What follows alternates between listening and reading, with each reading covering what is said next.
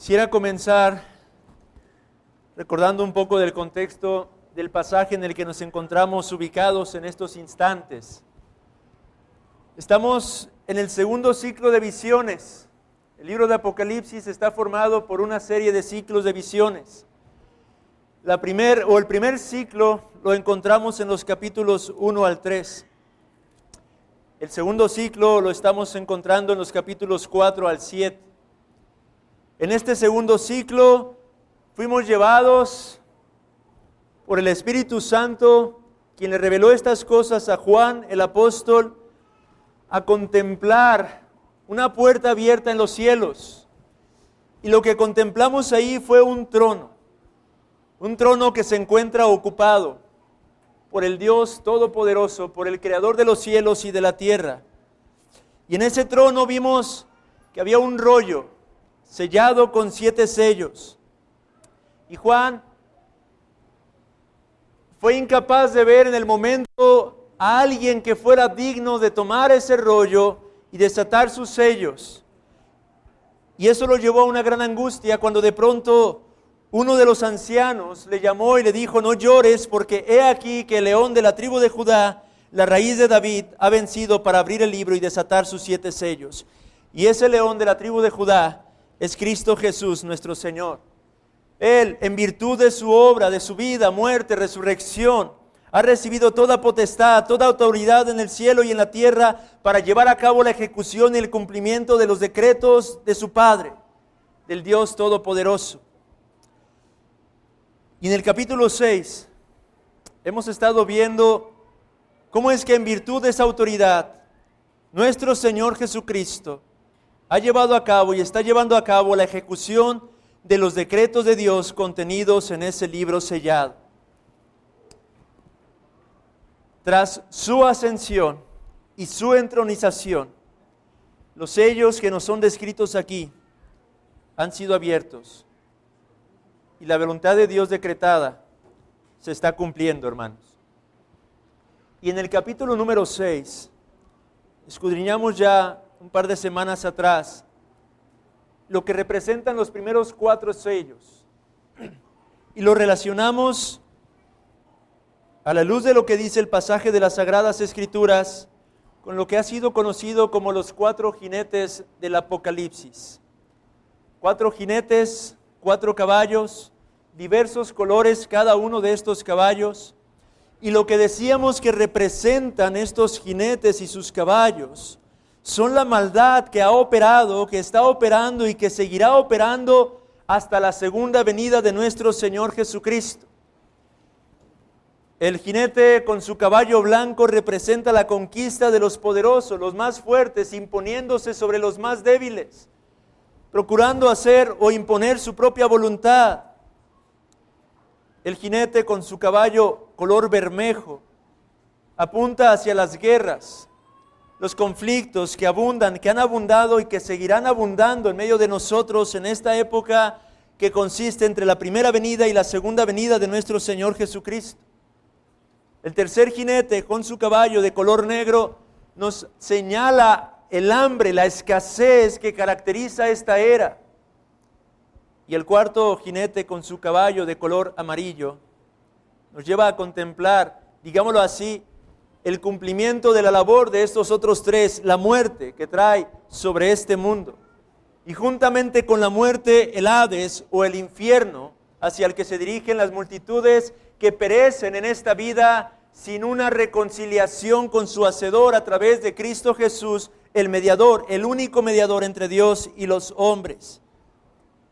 Estos 4 jinetes entonces representan la forma en la que Satanás incluso emplea a cada uno de los diferentes elementos para destrucción. Al mismo tiempo, pudimos meditar y contemplar que el Señor soberanamente usa a Satanás y estos elementos de maldad para cumplir con sus propios propósitos, tanto de salvación como de juicio. Esto es lo que hemos visto hasta este momento. Y podríamos resumir, como un comentarista resume el contenido de este segundo ciclo de visiones con estas palabras: todo en este mundo está bajo el control de un Dios soberano que obra según su plan y propósitos sabios, y lo hace en el poder y la fuerza de aquel que es el Cordero, que está de pie junto al trono en el cielo. Con estas palabras podríamos resumir el contenido de toda esta serie de visiones que el apóstol Juan está contemplando en este segundo ciclo. A través de estos textos hemos visto, en otras palabras, lo que Dios ha permitido hacer a Satanás y seguirá permitiendo hacer a Satanás. Hemos visto cómo es que actuará la gente que sigue a Satanás. Hemos visto el impacto de estos actos sobre la humanidad en general. Hemos visto todas estas cosas, pero particularmente en los versículos que nos disponemos a escudriñar el día de hoy, podemos contemplar cómo estos jinetes han afectado, están afectando y seguirán afectando a los creyentes en particular. De manera que en los versículos 1 al 8 vemos la operación de estos jinetes sobre la tierra en general. Pero en los versículos 9 al 17, o particularmente 9 al 11, podremos dirigir nuestras miradas hacia el reino de los cielos para darnos cuenta cómo es que estos jinetes han afectado al pueblo de Dios, a la iglesia de Cristo, hermanos. Con el quinto sello vemos una escena en particular. Versículo 9, vayamos a nuestro pasaje el día de hoy. Cuando abrió el quinto sello, el apóstol Juan describe una escena impactante, una escena chocante, una escena que hoy espero pueda hablar a nuestros corazones en muchos sentidos. Lo que él contempló fue bajo el altar las almas de los que habían sido muertos por causa de la palabra de Dios y por el testimonio que ellos tenían. ¿Qué es lo que contempla ahora el apóstol Juan? El apóstol Juan contempla a los santos, a los escogidos del Dios vivo y verdadero, y los contempla al pie del altar de su Creador, de su Hacedor, de su propio Redentor. Los contempla allí, pero los ve como inmolados, porque la palabra griega en el original se traduce también de esa manera. Nuestra traducción dice que vio bajo el altar las almas de los que habían sido muertos. Pero propiamente hablando, podríamos decir que el texto nos menciona que vio a esas almas bajo el altar, las almas de los que habían sido inmolados. En otras palabras, lo que el apóstol Juan está contemplando allí es a los mártires, aquellos que por causa de la palabra de Dios, aquellos que por causa de la proclamación de las buenas nuevas, aquellos que por causa de la predicación de que Cristo Jesús es verdadero Dios y siendo verdadero Dios llegaría a ser verdadero hombre para venir a este mundo en humillación y dar su vida en rescate de pecadores indignos como nosotros. Estas almas proclamaron este mensaje, proclamaron esta verdad, la clase de mensaje que el mundo aborrece. Y el mundo lo aborrece porque el mundo aborrece que se le diga que hay un Dios a quien son llamados a someterse. Este es el mensaje que estas almas predicaron y proclamaron. Pero no solamente proclamaron un mensaje, sino que el apóstol Juan dice que estaban allí por causa de la palabra de Dios y por el testimonio que tenían. No solamente se trató de la predicación de la palabra, pero estas almas manifestaron la realidad de la gloria de Dios en Cristo a través de sus propias vidas, vidas que fueron radicalmente transformadas. Son las almas de aquellos quienes fueron luz en medio de tanta oscuridad y tantas tinieblas. Son las almas de aquellos quienes estuvieron dispuestos a vivir en un mundo impío, vidas piadosas, vidas en conformidad al llamado que Dios les hizo una vez que los rescató. Interesantemente, al principio de este libro, el libro de Apocalipsis, el apóstol Juan mismo se identifica con la misma realidad. El apóstol Juan, en capítulo 1 de Apocalipsis, versículo 9, nos dice la causa del por qué él estaba en la isla de Patmos. del por qué él se encontraba en una condición de exilio, del por qué él había sido apartado de entre la sociedad, apartado de entre sus amadas iglesias locales. Y él dice ahí claramente, cuando se presenta: yo, Juan, vuestro hermano y copartícipe vuestro en la tribulación, en el reino y en la paciencia de Jesucristo, estaba en la isla llamada Patmos por causa de la palabra de Dios y el testimonio de Jesucristo. Hermanos, esto trae una serie de aplicaciones ya para nosotros. En primer lugar, tenemos que ser conscientes a través de textos como este, que los cristianos en toda esta era, es decir, desde la primera venida de nuestro Señor Jesucristo hasta la segunda venida de nuestro Señor Jesucristo, han sido muertos por causa de lo que predicaban y por causa de su testimonio. No solamente han sido muertos, pero están siendo muertos y aún seguirán siendo muertos por causa de la proclamación de las buenas nuevas del Evangelio. Esa es una realidad que tenemos que asumir y entender. Si predicamos y vivimos de acuerdo a la palabra de Dios, podemos esperar y debemos esperar el ser aborrecidos por este mundo, hermanos. Esta es la realidad de la condición que ha vivido el cristianismo a lo largo de esta era. Y es la realidad de la condición que deberíamos esperar seguir enfrentando, hermanos. Todo el que quiera vivir piadosamente, dijo el apóstol Pablo, sufrirá persecución. ¿Somos conscientes de esa realidad el día de hoy, hermanos? ¿Somos conscientes de este hecho? En segundo lugar, algo que también nos hace reflexionar este pasaje. Nos invita a meditar, trayendo a nuestra mente y a nuestro corazón el libro de Levítico. ¿Qué está viendo el apóstol Juan? El apóstol Juan está viendo un altar. Y bajo ese altar están las almas de los mártires. Juan contempla ese altar y no está viendo allí animales inmolados.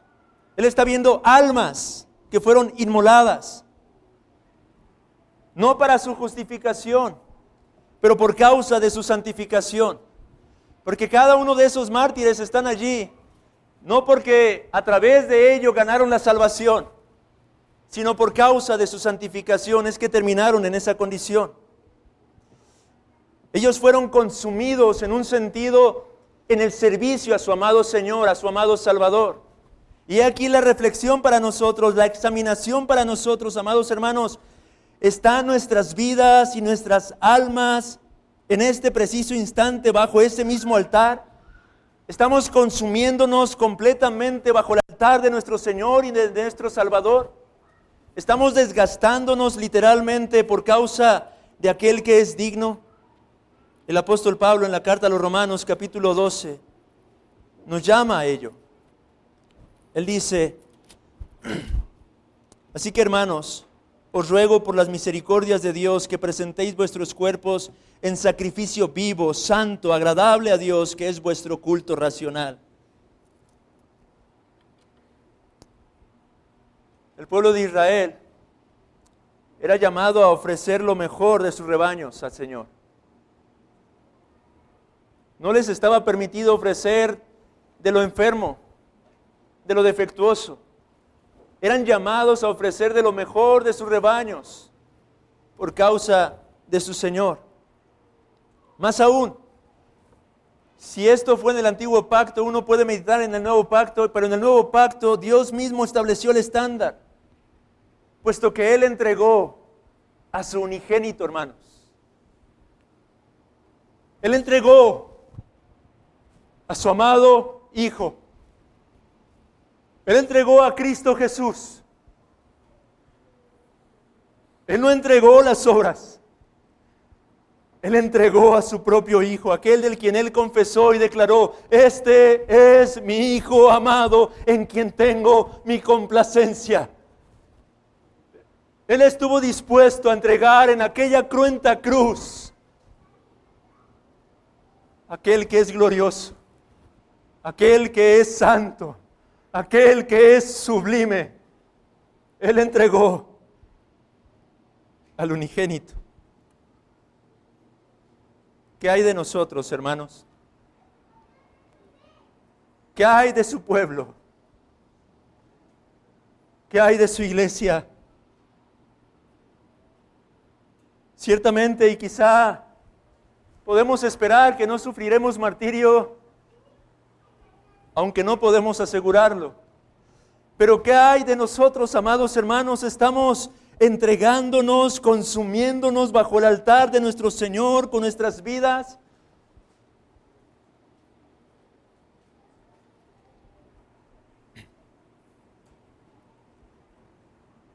En tercer lugar, algo que también podemos meditar de este pasaje es que irónicamente la persecución hace que el reino de Dios se expanda. La muerte de Cristo nos presenta la base de esta realidad. Su muerte inauguró el reino. La muerte de los creyentes expande ese reino. En el libro de los Hechos, capítulo 7, encontramos al primer mártir de esta era, Esteban, quien sufrió la lapidación a manos de los judíos.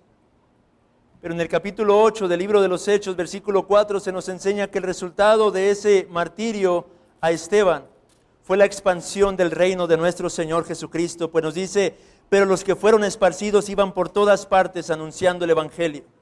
Oh, amados hermanos, meditar en el martirio nos lleva a reconocer algo importante. El martirio solo sirve para propagar la luz de la palabra de Dios y el testimonio de su gracia. El martirio,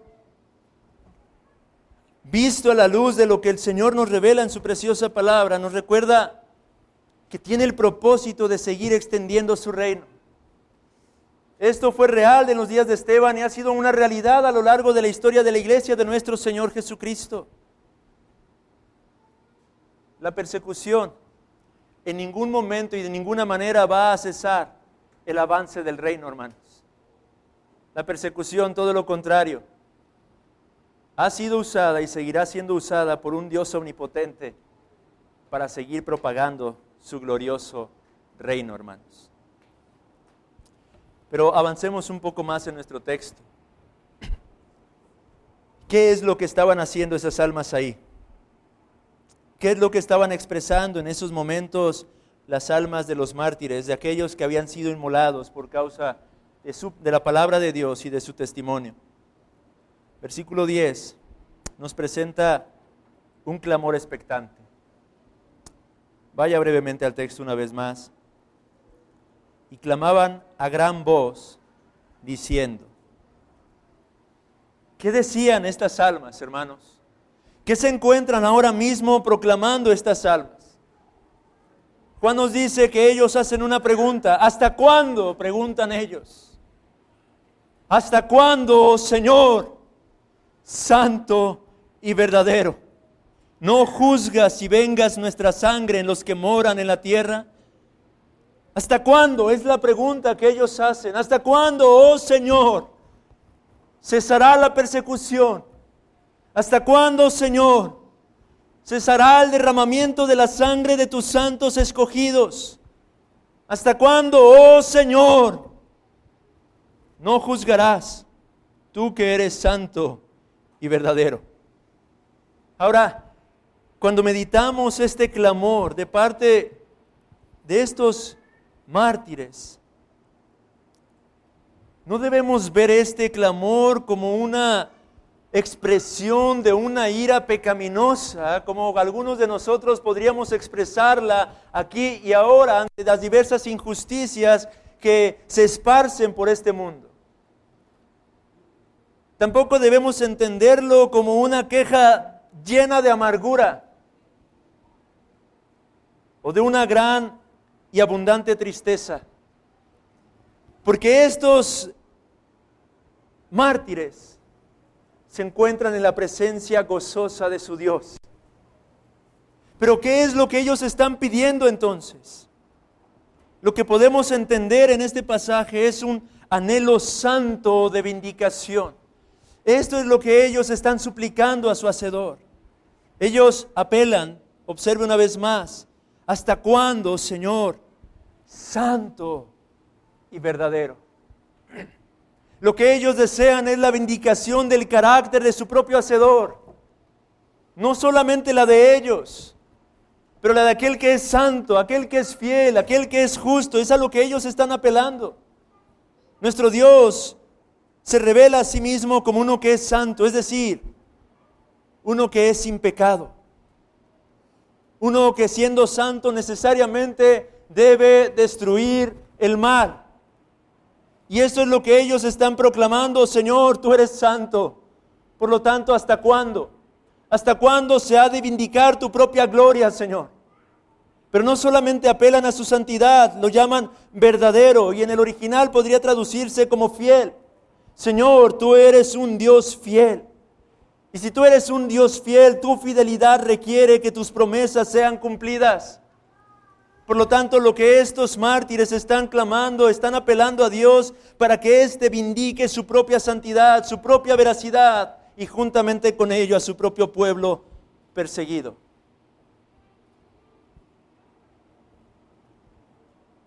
Este es el sentido de las imprecaciones que leemos en los Salmos muchas veces.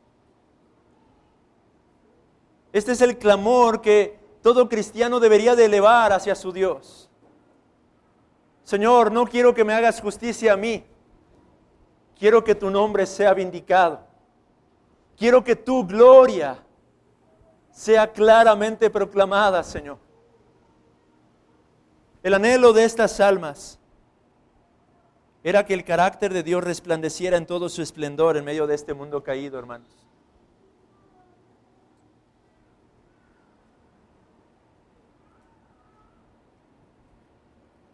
¿Y cuál es la respuesta que ellos reciben? Versículo 11 al 17 tenemos la respuesta del Señor a este clamor expectante. Y en el versículo 11 primeramente dice que a estos mártires se les dieron vestiduras blancas. Se les dijo que descansasen todavía un poco de tiempo. La respuesta que nuestro Señor da es una de esperanza, hermanos. Se nos dice que se les conceden vestiduras blancas. ¿Qué simbolizan estas vestiduras blancas? Con estas vestiduras blancas Dios está haciendo la promesa de vindicación. Él les está asegurando que sí o sí los vindicará, que sí o sí se encargará de vindicar su gloria. Las vestiduras blancas recuerdan que cada uno de esos mártires ya son justos en la presencia de Dios, que han recibido una justificación y que esta justificación no es temporal, pero que es eterna. Que ellos están ahí y estarán ahí por los siglos de los siglos contemplando el favorable rostro de su propio Hacedor.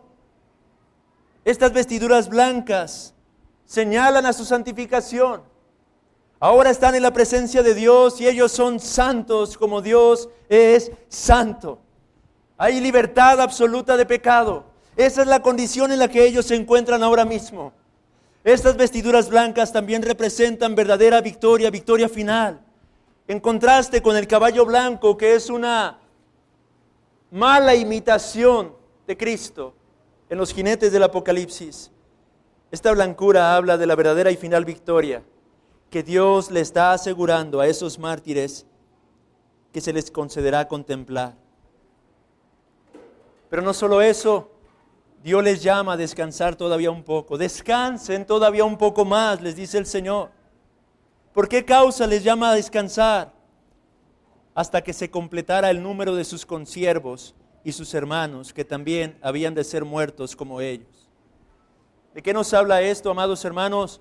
Dios, en otras palabras, está diciendo: estad tranquilos, sean pacientes, porque si aún no he llevado a cabo la vindicación plena de mi gloria, es porque aún hay consiervos suyos.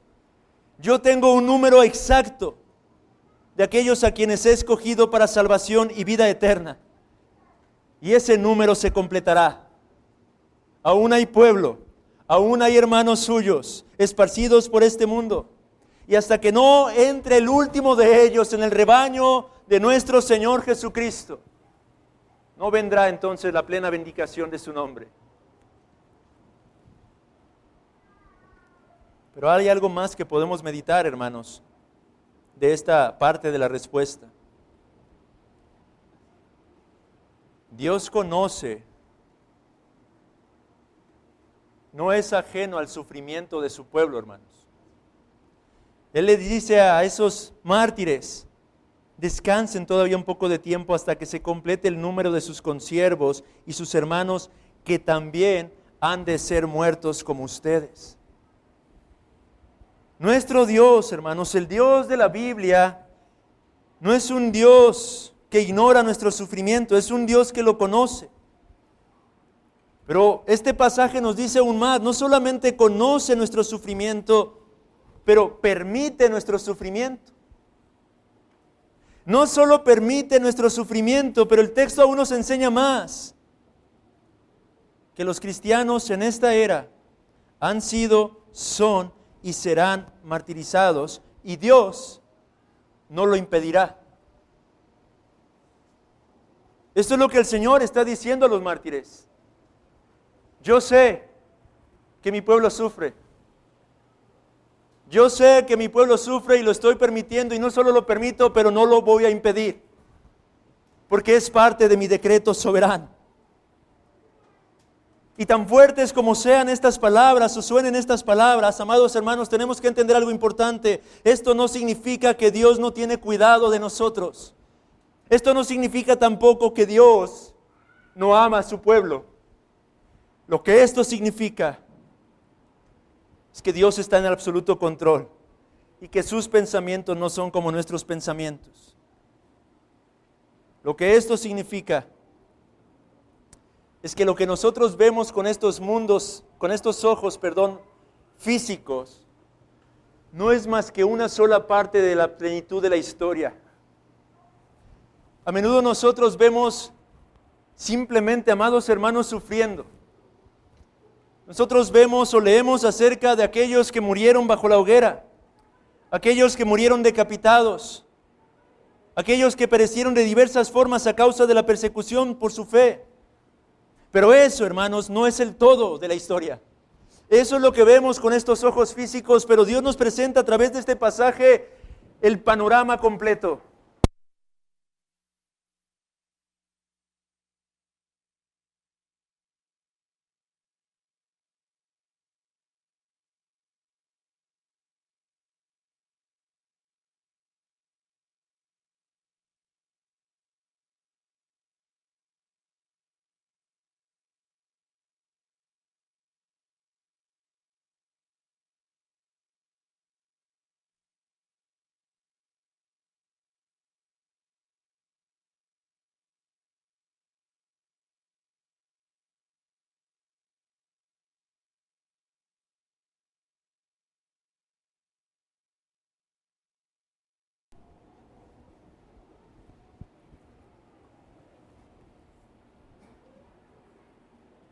El texto de hecho nos recuerda, hermanos, en dónde se encontraban esos mártires.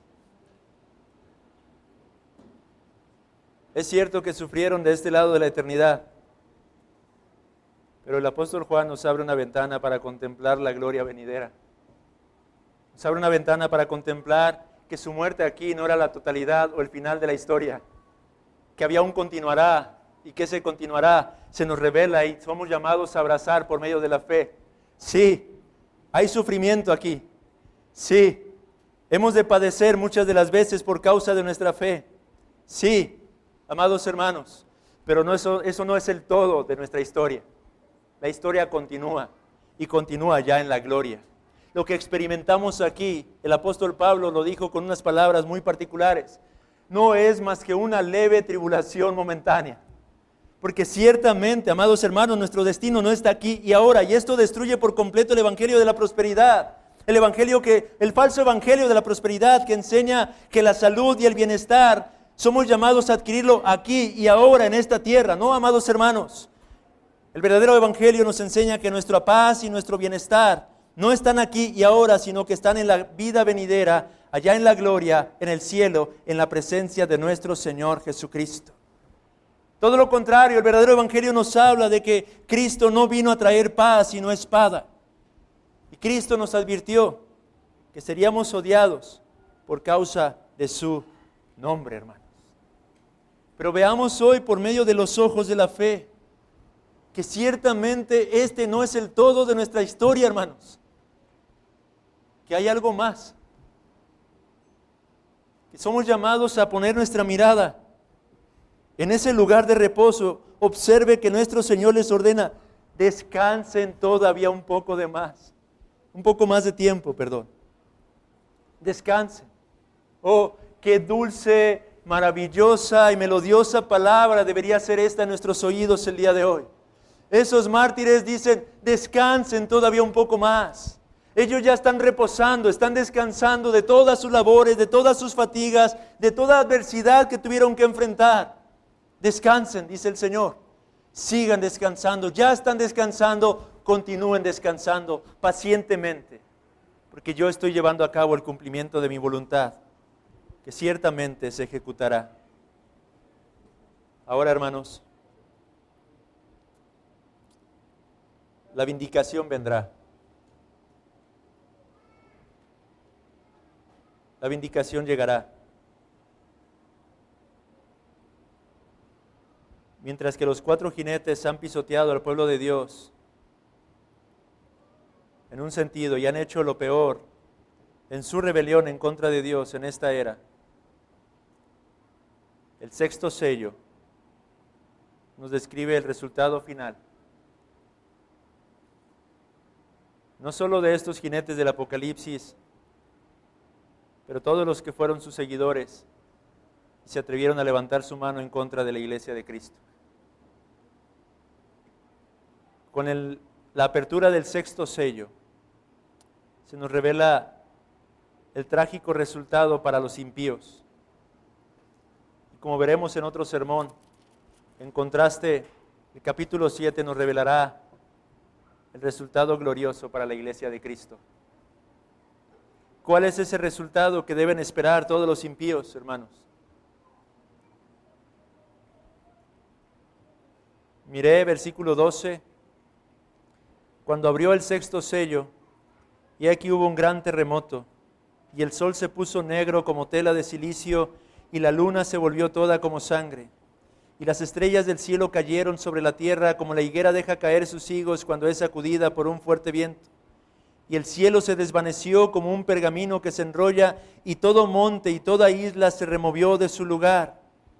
En primer lugar, esta porción de las Sagradas Escrituras nos habla de la destrucción en un sentido de la creación natural. ¿Por qué es que se menciona esto?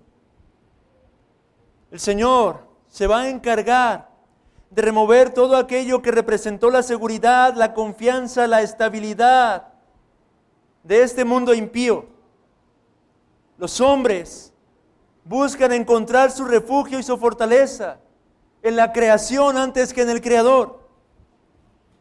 La carta a los Romanos nos habla acerca de la idolatría de la humanidad.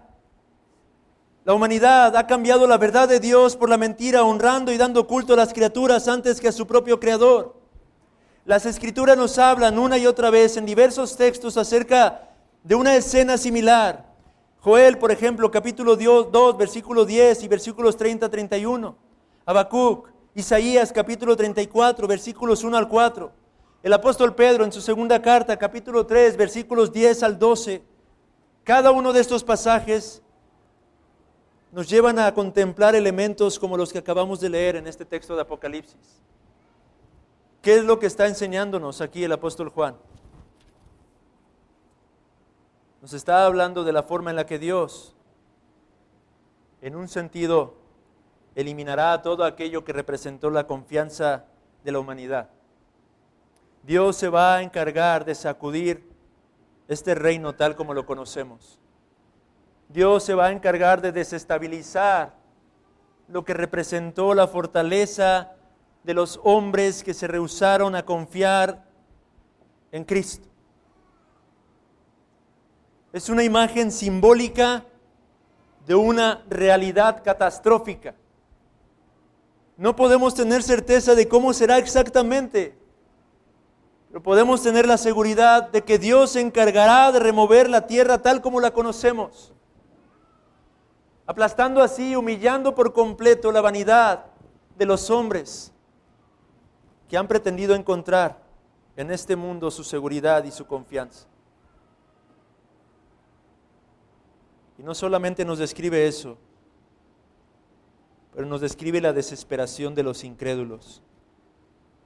Y los reyes de la tierra, y los grandes, los ricos, los capitanes, los poderosos, y todo siervo y todo libre, se escondieron en las cuevas y entre las peñas de los montes, y decían a los montes y a las peñas: caed sobre nosotros y escondednos del rostro de aquel que está sentado sobre el trono y de la ira del Cordero. En aquel momento, en aquel gran día, Dios tratará con todos los que rechazaron confiar en su Hijo. Hermanos, estos versículos describen una especie de escena de terror. Un terror absoluto inundará el corazón y las conciencias de las personas que rechazaron a Jesucristo. Tales conciencias serán despertadas de tal manera que buscarán la forma de ocultarse de la presencia de Dios, tal como lo hicieron Adán y Eva en el paraíso. En esos momentos cobrarán conciencia de que el Dios que ellos negaron finalmente viene a llevar a cabo su juicio.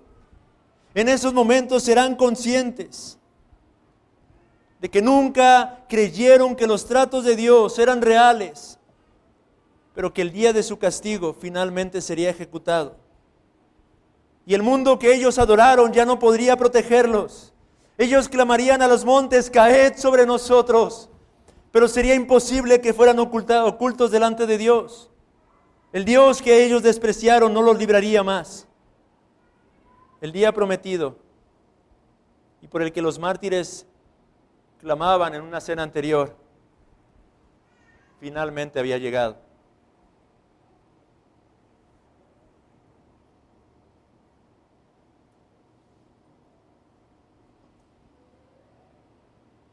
Por eso déjeme preguntarle, amigo, joven, ¿qué si hoy fuera ese día? ¿Qué si hoy fuera el día en el que se cumpliera lo que está anunciado ante la apertura de este sexto sello? ¿Qué sería de usted, joven, amigo? ¿Qué sería de ti?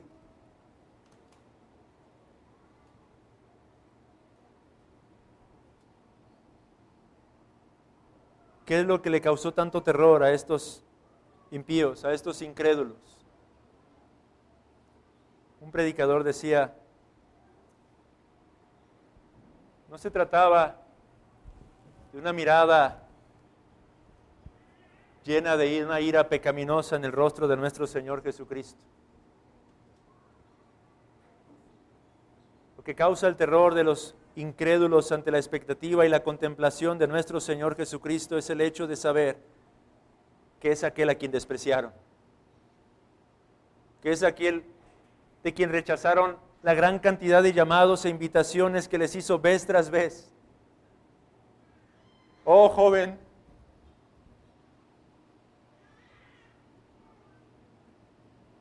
¿has escuchado una y otra vez el llamado de Cristo? ¿Has escuchado que Él te ha llamado vez tras vez al arrepentimiento de tus pecados?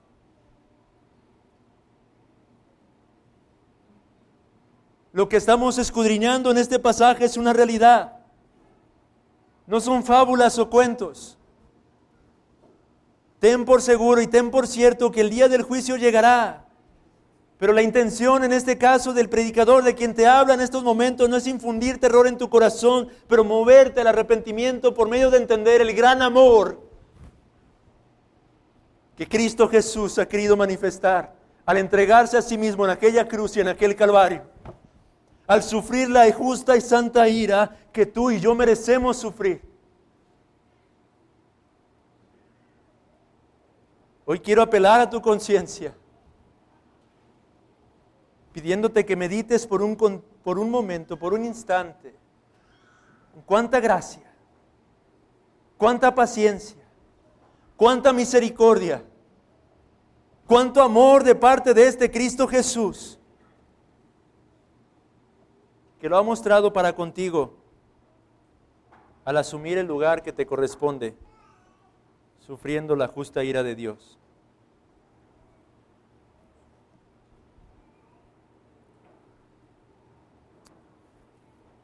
La carta a los Hebreos, capítulo 12, versículos 25 en adelante, creo que es apropiado para concluir este mensaje. El autor a los Hebreos dice: mirad que no desechéis al que habla, porque si no escaparon aquellos que desecharon al que los amonestaba en la tierra, mucho menos nosotros si desecháremos al que amonesta desde los cielos. La voz del cual conmovió entonces la tierra, pero ahora ha prometido diciendo: aún una vez, y conmoveré no solamente la tierra, sino también el cielo. Y esta frase, aún una vez, indica la remoción de las cosas movibles como cosas hechas para que queden las inconmovibles. Así que, recibiendo nosotros un reino inconmovible, tengamos gratitud y mediante ella sirvamos a Dios, agradándole con temor y reverencia, porque nuestro Dios es fuego consumidor. Oh, amados hermanos, nuestro Señor Jesucristo, una vez más, nos recuerda que regresará por segunda ocasión. Y cuando esto ocurra, las cosas conmovibles serán completamente conmovidas para dar lugar a las inconmovibles, para dar lugar a la plenitud de su reino.